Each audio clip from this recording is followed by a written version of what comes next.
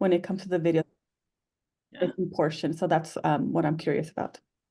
Okay. So we'll talk about videos and getting them comfortable with doing the videos, and that's the expectation.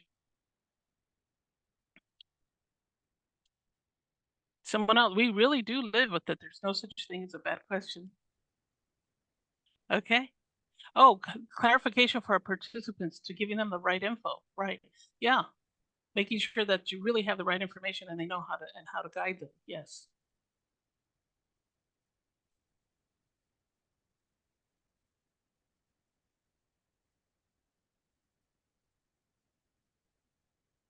I want one more. Give me one more so that I can guide our discussion.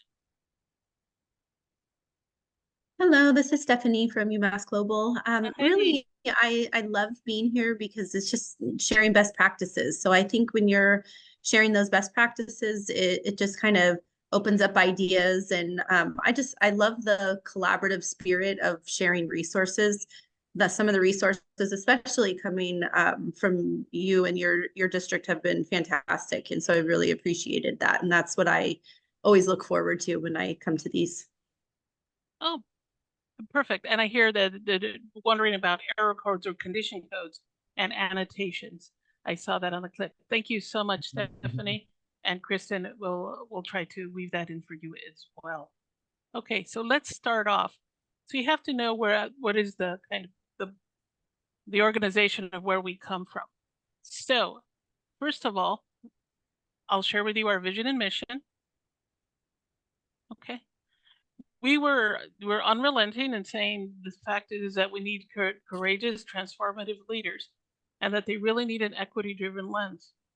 The fact is, LA Unified is a majority serves historically underserved populations, so we need leaders who are courageous, data-driven, and they understand not only instructional leadership, but also that of operational leadership, that it works hand in hand.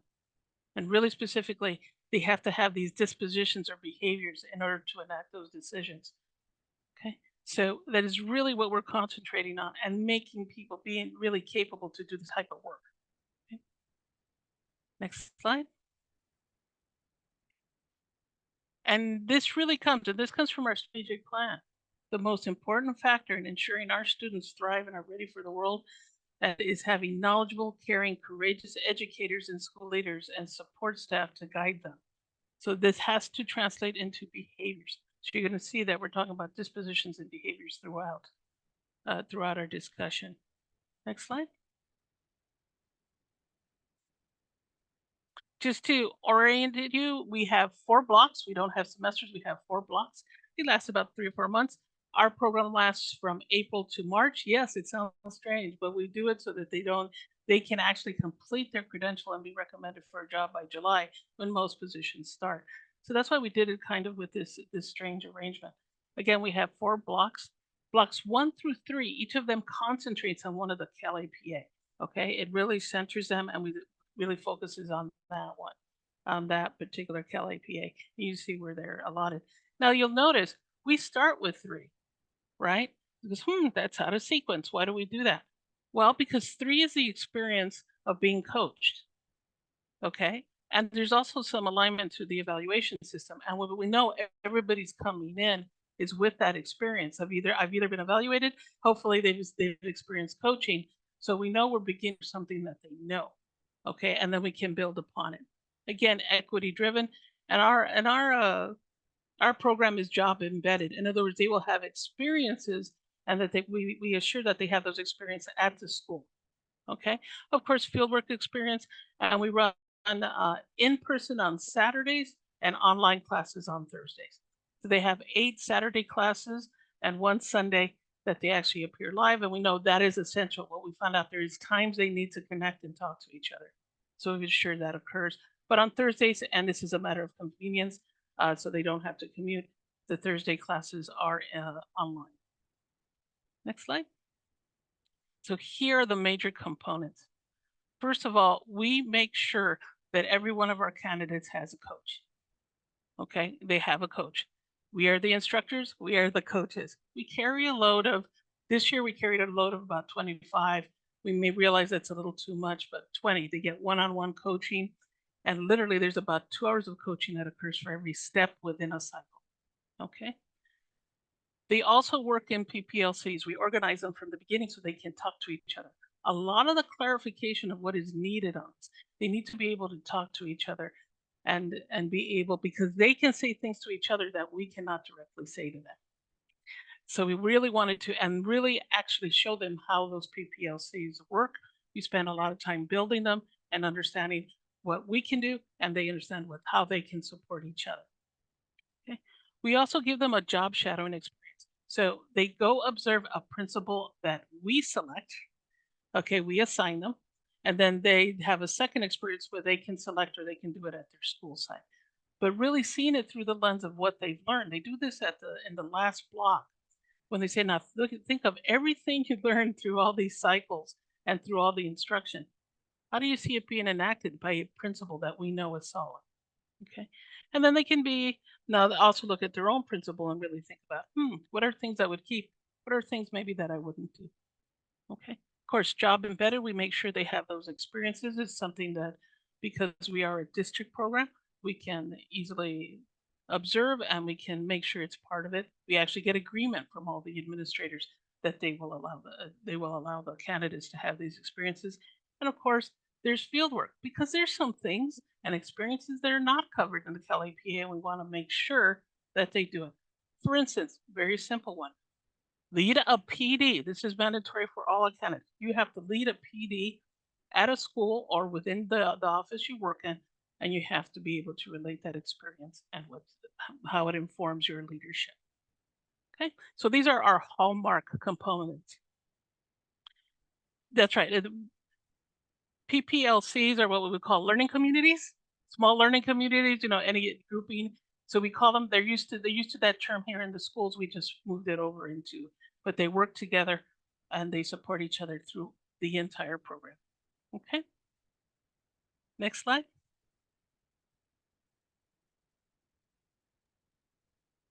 Okay, so for anchoring our work, I'll hand it over to my illustrious colleague, Dr. Rodriguez. Good afternoon, everyone. It's a pleasure to be here with everyone. Happy Thoughtful Thursday, happy Pi Day, or whatever it is that we're celebrating today.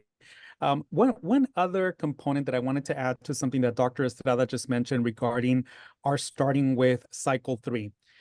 Traditionally, and I think throughout the state, evaluations are due that second week of May. And so because we start in April and we end in June, we want to make sure that we capitalize on a lot of the expertise that's out there at the school sites. So because the formal evaluations are done, or STOLs, or whatever you call it in your districts, then it gives us a bigger window for more individuals to be more willing to participate. So that's something that we found. We continuously seek feedback from our colleague, from our candidates, and that's one thing that they appreciate. The fact that cycle done is in that time frame. Now, obviously, there's other things going on, end of year and so forth, but we've had some success with getting some willing participants, especially if they've gone through a cycle. So what I'm going to be doing next is just briefly going over on how we anchor our work. And so what we have in the next slide is really some of the text that we use to engage our participants. Delia mentioned that we are a 4-block program. And so if you look at the bottom of each one of the texts, this is when we use the text.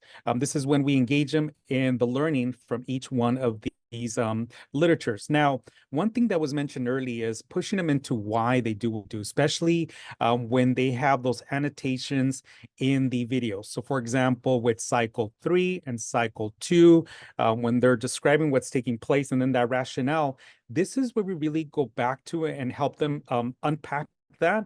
This is why this is important for them to do. And so not only can they articulate the move that they're doing, but get into the rationale as to why they decided on that specific move. So this is one of the things that we do to engage our candidates, so that learning becomes that learning is connected to some of the expectations with our CalAPAs. So again, the top is just our part of our professional literature that we use.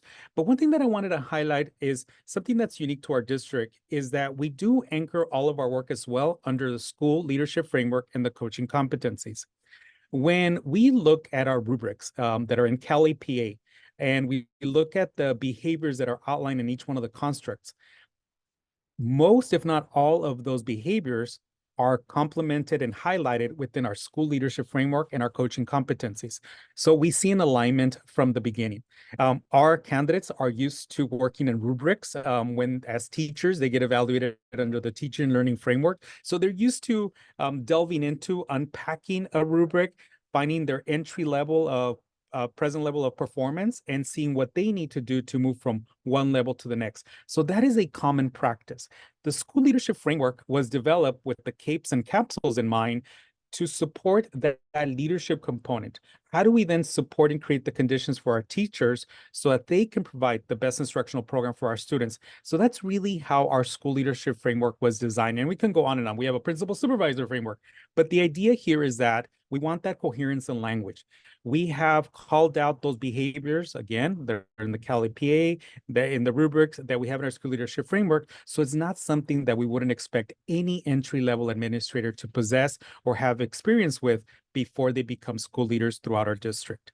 So on our next slide, I'm going to just give you a quick preview of what I'm talking about. And all of you have these documents, and we'll make ourselves available after today's session if there's something that you need a little bit more familiarity with. And I know we did present this back in when we had the Meredith Fellows, and we did have a conversation about this. But again, we are more than happy to support you and your programs if this is something that you're interested in. So what we've done with our coaching competencies in LA Unified is we've taken all the research that's out there in regards to coaching.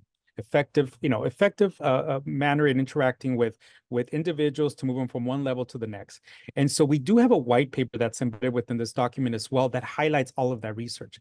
And so what we found is that in these coaching competencies, there's 4 major components. And we'll be talking about it in just a second. But what I wanted to highlight here is that if you notice that second image, it's set up in the form of a rubric. So the intent is more for self-reflection so that we know that concrete picture of what that looks like for each one of these steps. And what does that mean for me as a future leader or a current leader where I need to sharpen my practice so that I'm able to move the needle forward and transform the way someone is operating. So that's really how we use this document. And we'll be sharing this document throughout if we haven't shared the link with you. And these are the coaching competencies that we have. And in a minute, I'll show you exactly what we mean by the coaching competencies. On our next slide, we do have the coaching competence embedded within our school leadership framework. So the school leadership framework is that document I mentioned earlier that anchors all of our professional development in LA Unified. It's not just for evaluation. This is what we use for all of our aspiring programs, all of our pipeline programs, aspiring principal program, aspiring assistant principal program. Any growth and development opportunity is anchored in our school leadership framework. And what we've done is we've taken the capsules, the capes, and they're all integrated within this document. We just made it our own. And so this provides a concrete, coherent picture of what we expect all of our leaders to be able to do in order to be successful at school sites. So the 6 major buckets of leadership that you see here in the red is really around leadership and professional growth. What do you do to get better at your craft? How do you go about managing yourself to be able to do the work successfully?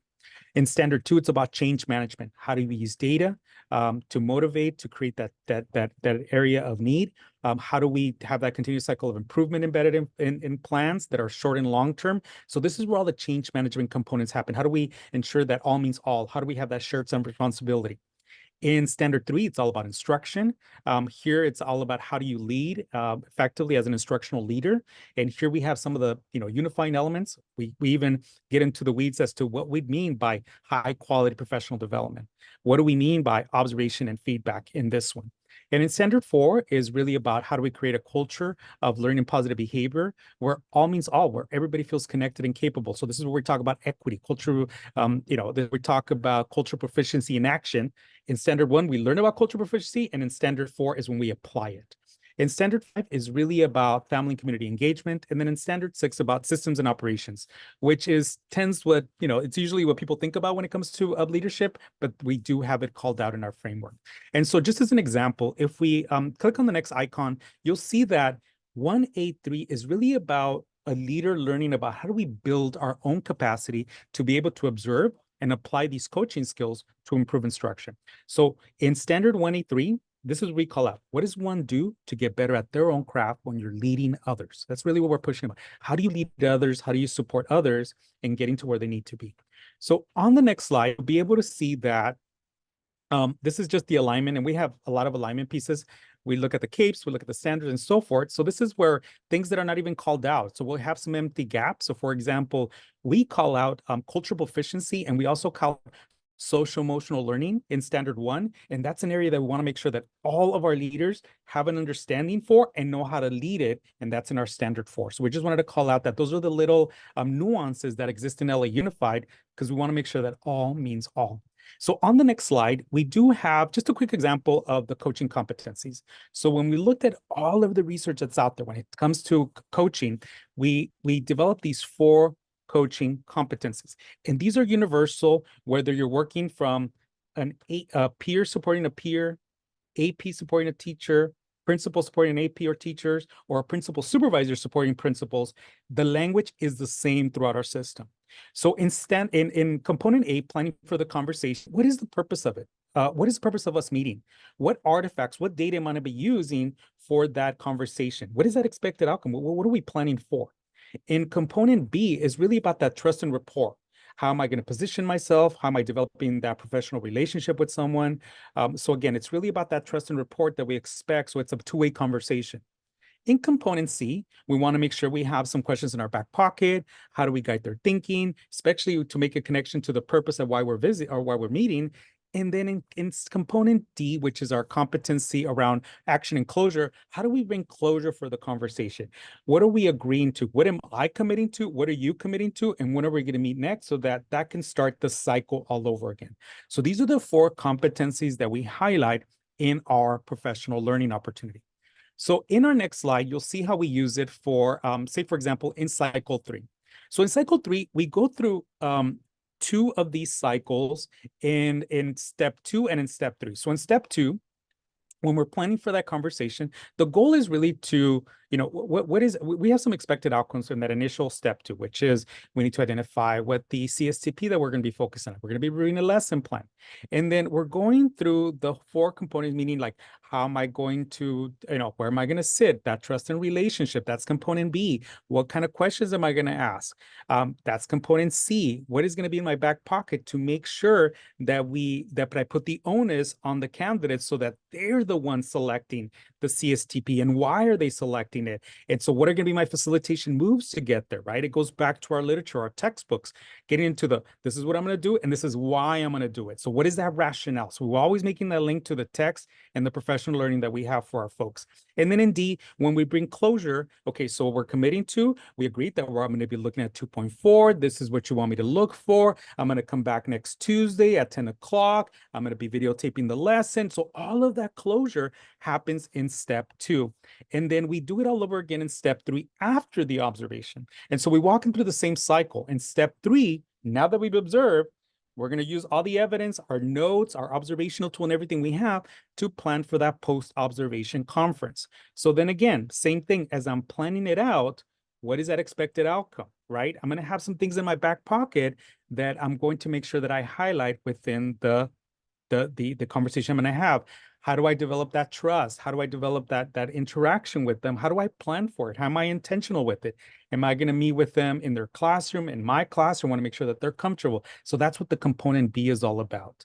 And then in component C, we want to make sure that, again, what are those questions that are going to get to that, to reveal, what their areas of strength are, what their areas of growth in, how am I going to guide them to make sure that I'm offering them some professional, opportunities as we get closer into D. So D is that closure, right? What am I committing to? Now that we've had this experience, I'm going to ask them for some feedback, but I'm also going to make myself available for another round of an observation.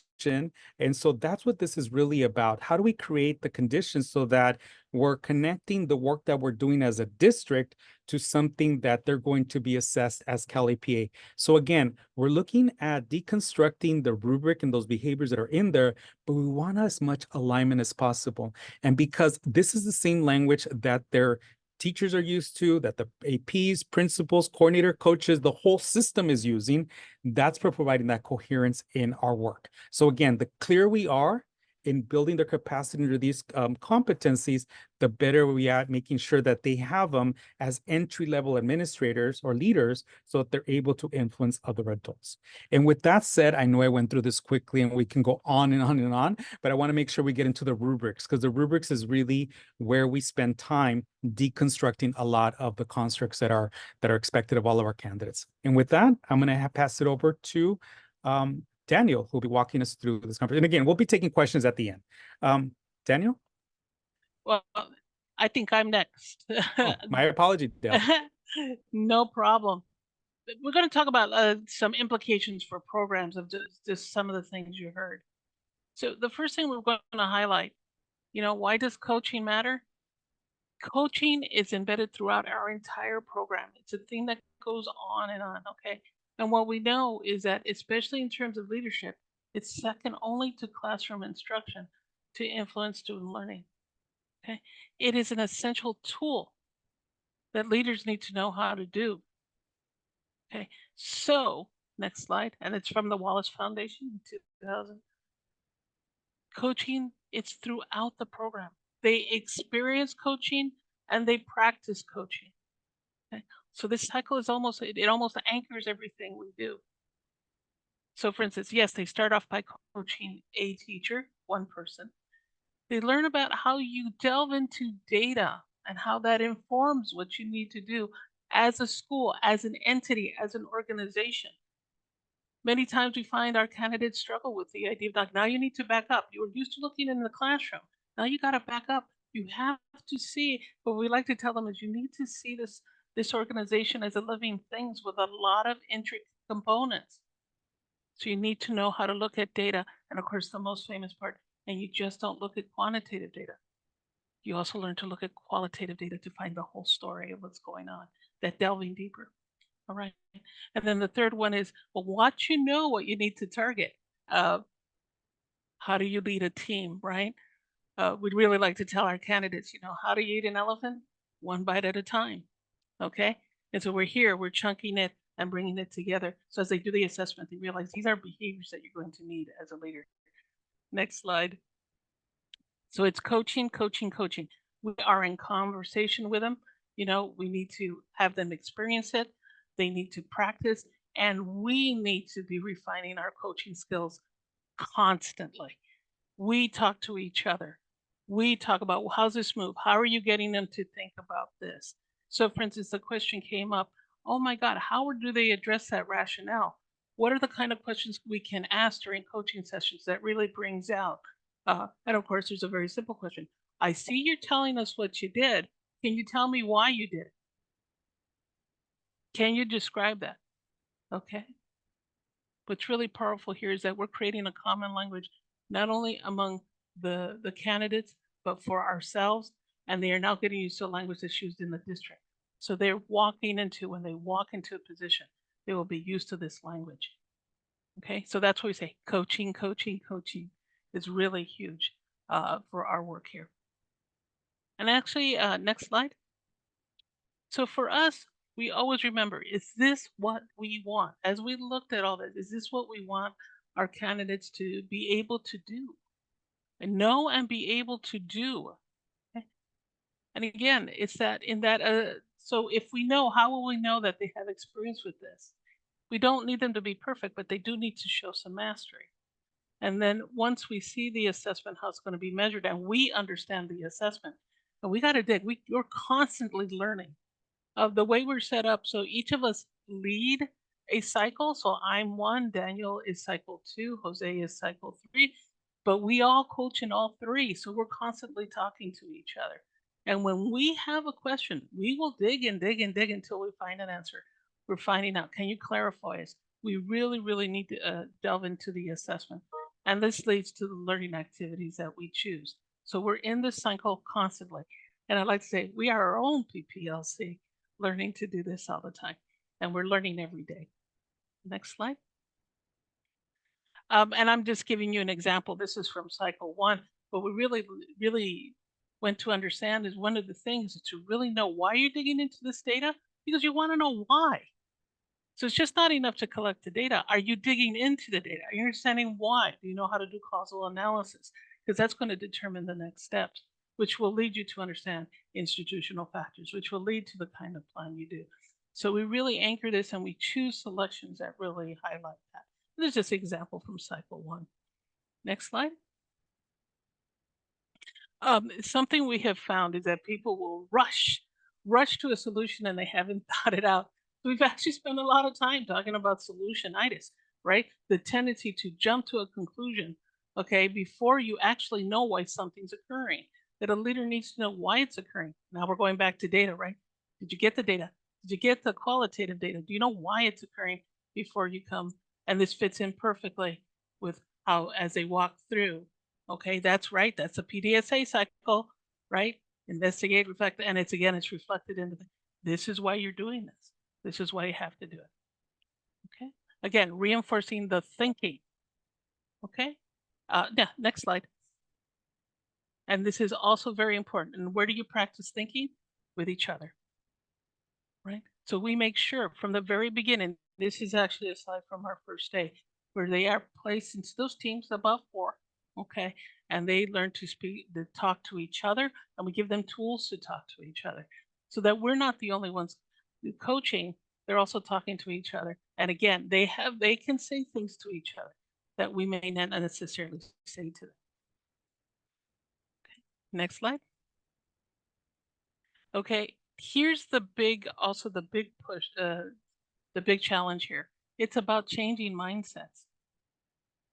Okay, it's moving away from the idea that compliance is enough to commitment to understand what is occurring. This is not about passing the test.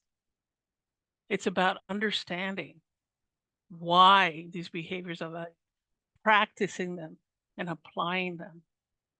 Okay, and really says, what does it feel like to be when you take this approach? It's about the thinking. And something we constantly really ponder, even in our work, when we're trying to plan it out, is, do we really want to send 2 administrators out there? Okay. Is this good enough? Do they understand? And do they understand the behaviors? Do we really want to put minimal administrators out there? Or do we really want them to show understanding and mastery? So that really drives it. And how do we clarify for them? How do we help them experience it? How do we help them explore that? Next slide. Here's something else we really learned from our work with the CalAPA. People are uncomfortable giving and getting feedback, okay? So that we really have to set up structures. So not only do they, in giving feedback, but also in getting feedback. So we do this through coaching sessions, really sitting down and together and in groups, reading and talking through their submissions and using questions for them to delve deeper. Okay. And then so getting feedback before and after each cycle, we talk about what did we do well, what didn't we do, where were we helpful and effective, what do we need to keep, remove, and rethink. So candidates become active about, is this effective? And they keep, and we keep redesigning as we learn from them. We also learn, okay, if this error occurred, or we saw this condition code, where did it occur? Where could we have been clear? Where do we make that change? But that is our work. And also, as we do it, they also see it modeled, and we support them in practicing those behaviors as well. Next slide. And this is the basis for all our work. We actually start, this is the very first slide we start working with, and we actually engage in this definition on day 1, so that they understand everything that we do is aimed to this goal of them becoming. We also challenge them because they say, well, I, as an equity-driven leader, we remind them, you're striving to be, you're learning to be, because that's quite a heavy lift. Okay, so be aware of it. That's what you're striving, and that's what you're learning to do. Next slide. Just very quickly, you've heard us mention this. Let's talk about reflection. So we know that people really struggle with the reflections. So one of the things that we've created is this lens for them to reflect on themselves. We use the 4 tools of culture proficiency by Lindsay and the work that he did with his team. And it's really this acknowledgement is, you're going to meet barriers. We have values we declare, and most of your work as an administrator will be dealing with the tension between those barriers and the principles that you say you uphold. The next one with the continuum, and can we identify behaviors that we see and where it lands, okay, in that ability to meet the needs of diverse groups. And here's where it becomes really important. And what are the behaviors, right? And you'll note they're all verbs there. What are the behaviors of leaders that make things happen? Okay. And you say do you know how to assess? Do you know how to value? Do you know how to manage the dynamics of difference? Are you adapting and are you institutionalizing it? So we want to give them this lens for them to understand it. So when they're ready to reflect, they actually have a plan and say, when I look at my behaviors, I need to see it through this lens in my development, okay, and what I do, okay, especially becoming a leader. Next slide. So let's look at how we deal with rubrics and how that helps them get in. We see it as a guide and a way to center our conversations. With that, Daniel, take it away. All righty. Thanks, Delia. And thank you, Jose, too, for just setting the stage and providing that context for this next particular part. So over the next several slides, I'm going to share with you all the approach we take here in the PASC to help our candidates make sense of and understand the knowledge, the skills, the abilities each CalAPA rubric assesses. And just know that the slides we're sharing, they're the actual ones that we used in our most recent cohort of candidates. And the ones I'll be sharing today focus on cycle 2, but do know that we apply this approach that I'm about to tell you about more or less with every other step in any of those 3 cycles. And I also want to add to just that much of what we shared today, it's not novel, I would say. It's not groundbreaking. If anything, though, I do hope it affirms many of the practices that you are already employing in your programs. So with that, let's get into it. So the first thing we do when introducing our candidates to the rubric is to really just give them time to analyze the rubric in their teams. Delia mentioned previously that one of our hallmarks of our program, we put our candidates into these PPLCs. So as you can see in this slide, we ask our candidates to start at level 3. We ask them to identify keywords and phrases within the constructs. We also ask them to note differences between the levels. Again, this is, I'm sure, something that many of you already in your programs are doing. Once we've given them time to do that, we then share our findings as a whole group. And we literally will display this slide during class. And then we'll call on our candidates to share out their findings. Here are some of the things with this step 2, but 2.3 that our candidates picked up on. I'll just maybe give you a few seconds just to take a look and see what's been highlighted and what's been underlined or bolded.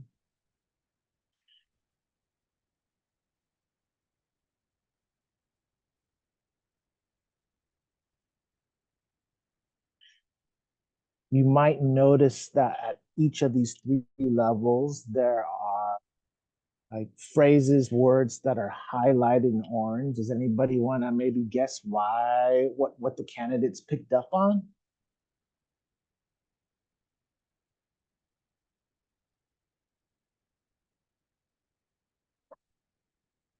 Feel free to drop it in the chat. You can also communicate it to me telepathically. I can pick that up as well. All right, I am getting this strong feeling that many of you are noticing that at each of those levels, right, that the rubric at all 3 levels calls for collaboration, calls for consensus, and that is something that our candidates identified and picked up on as they were analyzing this rubric, right? We also take a lot of time to review key terms. So yes, these terms can typically be found in the assessment guide's glossary, and we usually review them when we review each step. However, we're constantly circling back to them right? Because they play such a critical element, they're such a critical element of each particular construct. So those of you who might be familiar with cycle 2 know how critical the problem of practice is, right? And so we're sure to review it thoroughly with our candidates.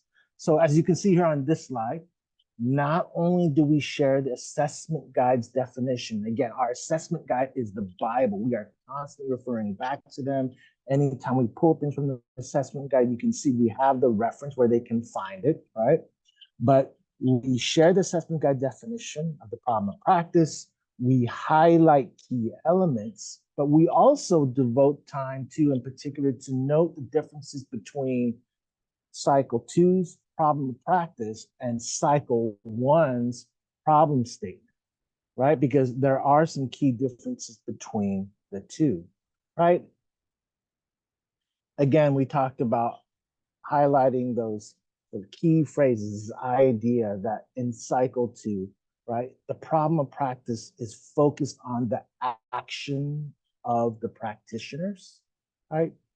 And then 2, just for fun, and you'd be surprised how many people, because we're so used to referring to our problems of practice as POPs, right? So just reminding them too that when they see that acronym, that's what it stands for. Here's another example. Another key term that we just saw in that rubric is, well, what's co-facilitation, right?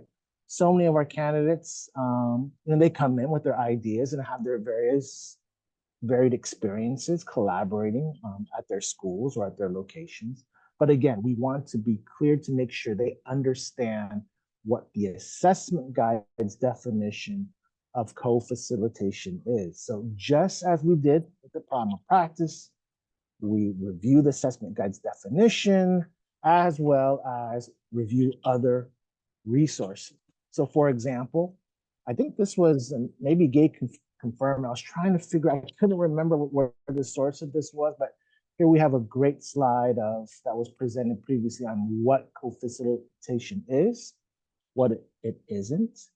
And again, too, we have some of those resources that we showed you earlier that we bring in to just teach our candidates about what co-facilitation is. Now, another thing that we like to do in our program is, this other strategy we use is we address common misconceptions that in the rubric.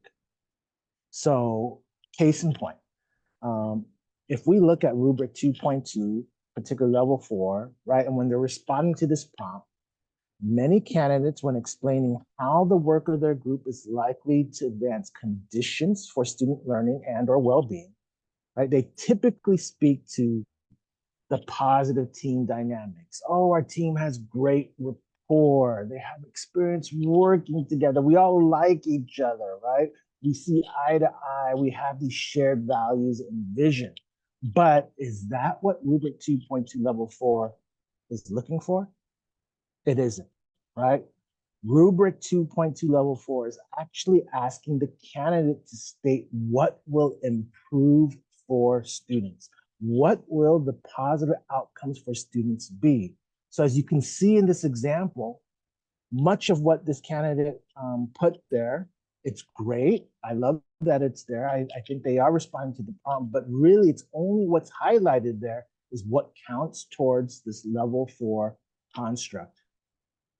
Okay, so again, another strategy is taking, we over time have understand where our candidates slip, where some of those misconceptions are, and so we're sure to address those. All right, I'm going to pause, and Delia is going to take a little some time just to talk to you about our roadmaps.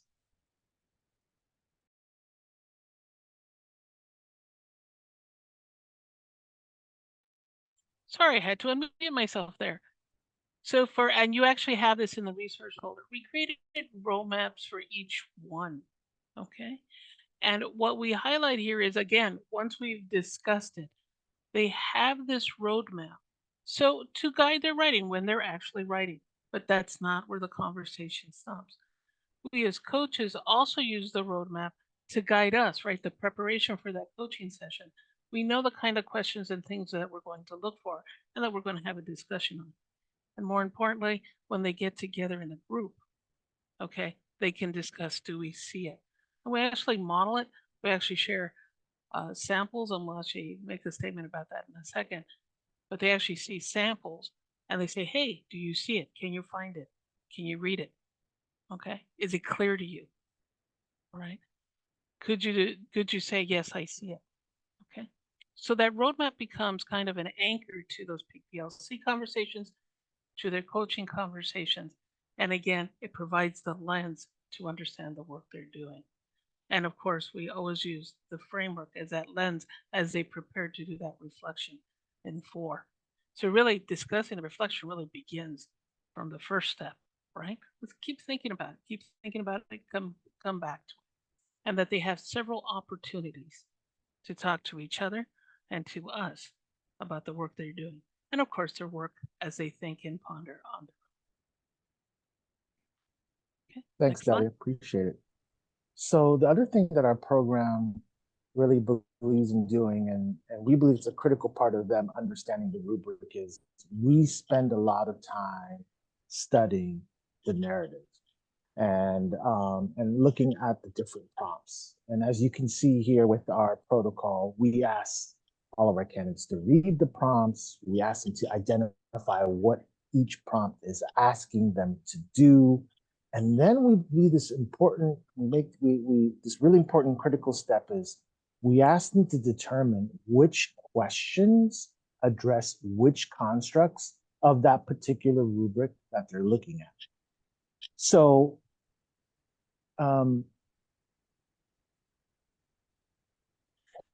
lost my train of thinking for this. Oh yeah, but I would say of the many things that we've done, our candidates have really found this step to be really, really helpful. Now, I want to add, and I know as an assessor for cycle 2, that as an assessor, I am trained to find the responses anywhere, right, in that particular step. However, when we look at the questions, I am going to say that there are, I think, ideally, certain questions that will address certain constructs. So here in particular, let me just show you again, together with our candidates, right? After reading the narrative, we together identify, you know what? We think like this question here for level 3, we're probably going to be able to address this construct either in question 1A or 1C, right? Or this part of this construct here, level 4, explain the relationship between different forms of professional collaboration. That would probably happen in 1A as well.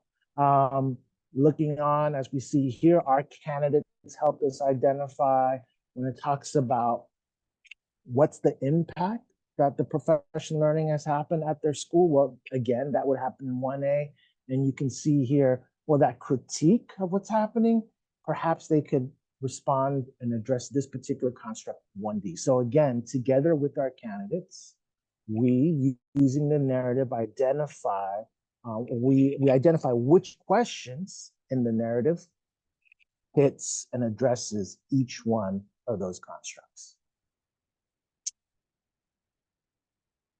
And then lastly, now that they have these 2 tools, the framework and what we refer to as that narrative rubric alignment, now they can take those 2 tools and then we can start looking at samples, right? And they use those tools to identify evidence from the text that demonstrates how the candidate addresses each level's constructs.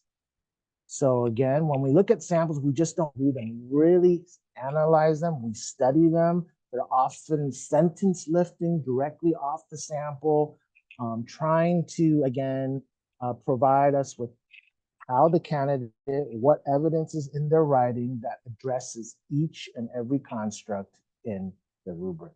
Now, we do want to add that, again, we utilize samples as samples, not as exemplars. And again, so this is, again, just I think a really important point that we stress to all of our candidates going through our program. Alrighty. And so with these strategies, we've gotten some pretty great results. And here to tell you more about that, we're going to switch back to Delia.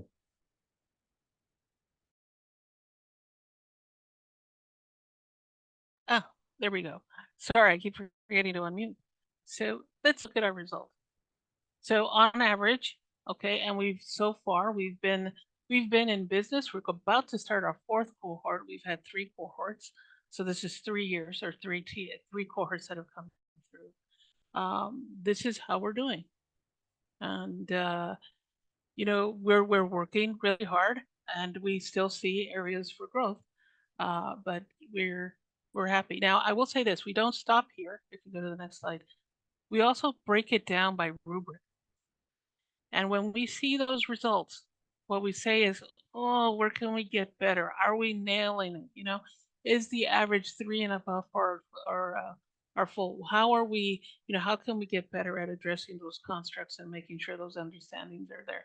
So it really makes us think and revisit each one of those, and really understand, did we get it across? Because everything we discussed and everything we showed you, we are fully confident that our candidates can do this. This is not impossible. Okay, they can do this. These are behaviors that can be acquired. So we know with the investment and with clarity, we'll keep moving them towards being able to do that, and that we know that. I think there's nothing more powerful than the thought that these skills will be there for them on the first day that they get the job, which is really, really what we're hoping for. So, and now what I'm also want to share this with you. We also do an internal assessment based on our competencies. Remember those competencies we showed you? And we said, and remember we had the rubrics where they assess themselves. Remember, we want them to be self-reflective. And the question is, when they started before they had this experience, okay, and this is from cycle 3, we said, where would you rate yourself? And the majority rated themselves, that the average was 2.6 in the developing. Makes sense, right? Before they started, they said, well, I know a little bit, but I may not. And by the end, okay, the majority at 3.1 scored themselves as effective. Okay, they understood. So that's a sign for us we're in the right direction, and that they have built some confidence around this. So we're looking at it right now of the 142 members who have completed the cohort, completed our cohort. About 40 of them are now presently in administrative positions. And we are, because there's a question in there saying, hey, you know, do we know if these results actually lead to better leadership performance? We want to study that. Okay, we want to see how they're doing. Well, we do know they felt more confident in being able to do the things that were required of them, especially in some of these behaviors. But it'd be good to look at. All right. You know, what I'd like to do next is open up to questions, because I know you guys had some questions that, again, we may not have answered, but we're happy to share our perspective with you for right now. So if you'd like to ask a question or ask for clarification, we are here.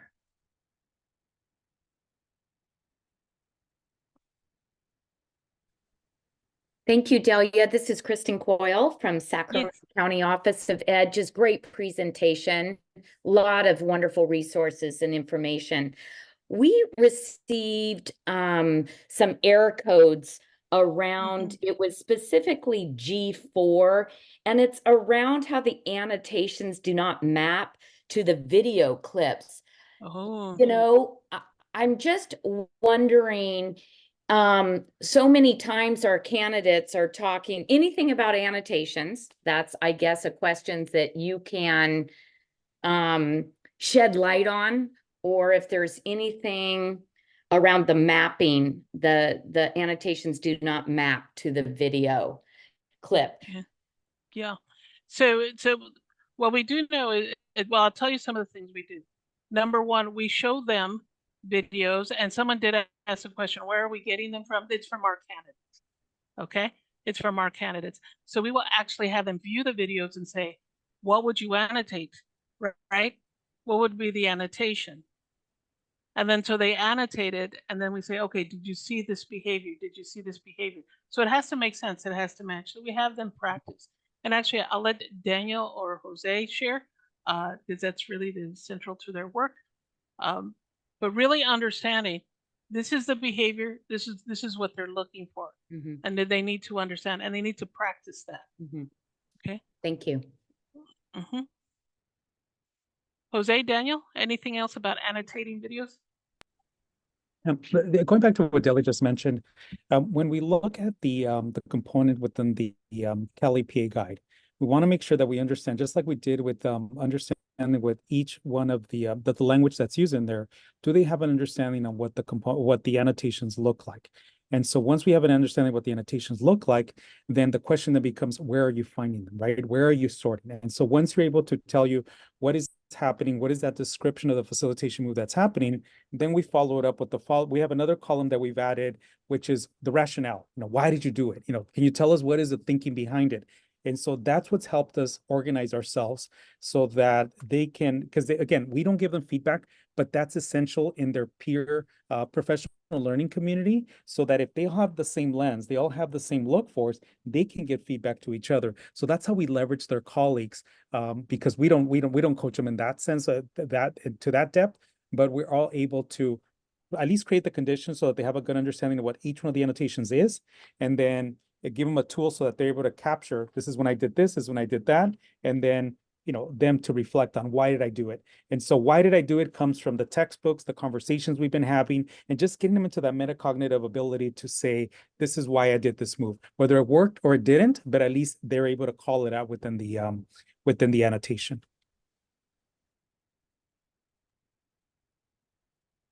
Any other questions? I'll add to that, Jose.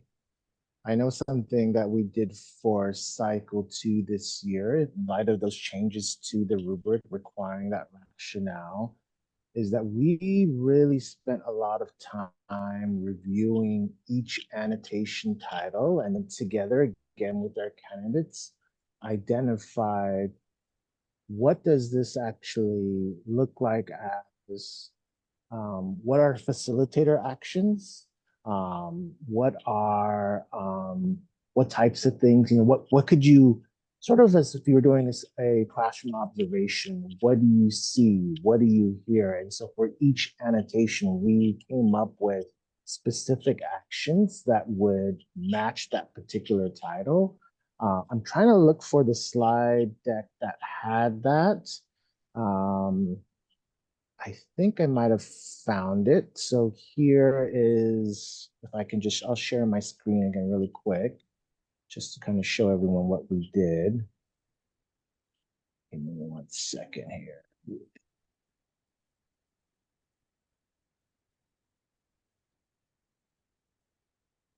So if we look here, again, we gave all of our candidates time. And again, this is on cycle 2, right? And when our video for step 3, right? That's the step that requires the annotation. So what does documenting agreements and decisions actually look like?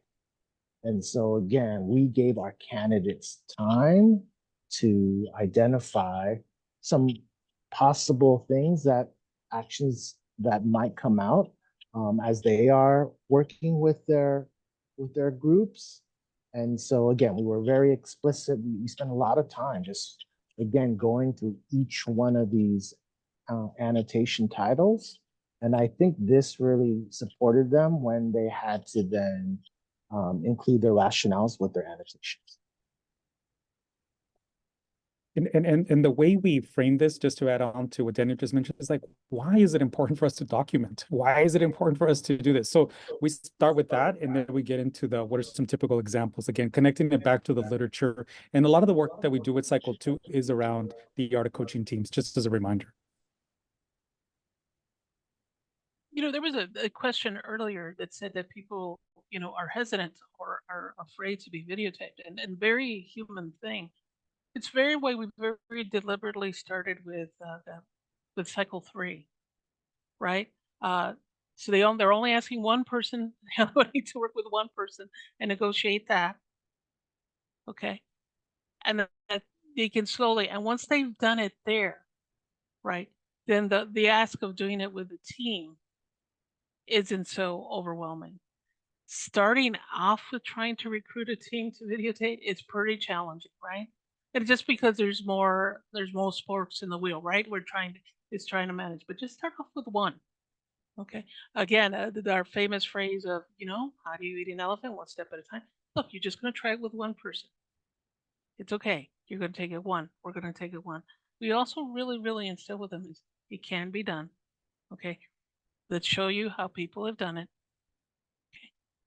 And we'll get you through this. We're going to get you through this one step at a time. And really confirming that they can do this.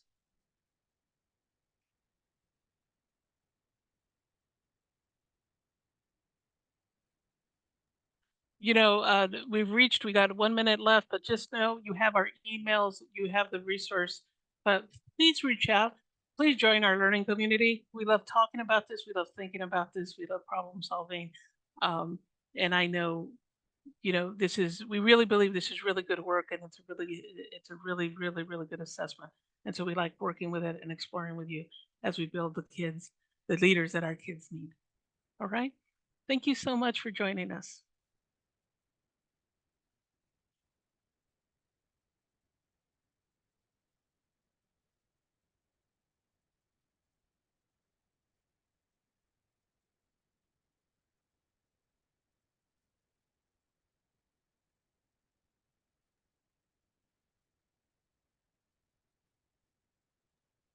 Beautifully done. Thank you so much. How many of your slides did you make it through? We got through all of them. Yay! I'm more We got all impressed. the way to the end. Jose had the heaviest. So He had to talk really fast to make it through his. Well, initially we thought we had so many minutes, so we wanted to condense it. I could have gone on and on. I mean, believe me, I can take my time with it, but wanted to make sure we honor people's time with the questions. Right. Well, and we it were was like, really- this is. Go ahead, Gay. Sorry. I was saying it was background information to get to the how we support the annotations. Yeah. Well, if nothing Well, else, you just I can't do think it randomly. Yeah. Yeah. If nothing else, I think they got the message that you need to slow down and take them by the hand and lead them step by step until they understand, which is so very true.